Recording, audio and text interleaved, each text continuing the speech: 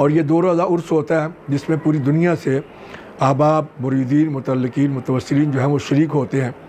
और हज़रत क़िबला आलम अमीर मिल्लत पीर जमात अली शाह साहब मुहद्दिस अलीपुरी की 120 साला खिदमात, दीनी, मिली, मजहबी, तारीख़ी खिदमात जो हैं वो अज़र मिन अश-शम्स हैं।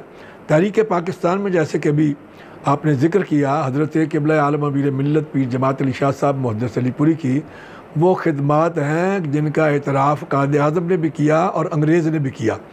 क्योंकि अंग्रेज़ ने उस दौर में कहा कि हमें गांधी या कायद आज़म से इतना खौफ या डर नहीं है जितना कि हज़रत अमीर मिल्लत पीर जमात अली शाह साहब से है।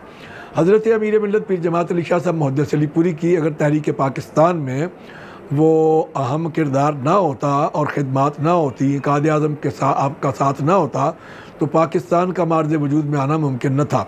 इसलिए कि उस दौर में कायद आज़म पर कुफ़र का फतवा लगा दिया गया, कायद आज़म को काफिर कहा गया और मुख्तलिफ़ जो दीनी तबक़ात थे, मुख्तलिफ़ जो तंजीमें और जमातें थीं वो कायद आज़म के मुखालिफ थीं।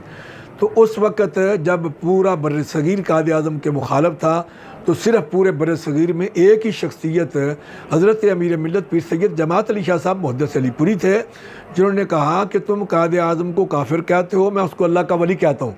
फरमाया कि तुम अपनी तरफ से कहते हो, मैं अल्लाह के कुरान से कहता हूँ। फिर आपने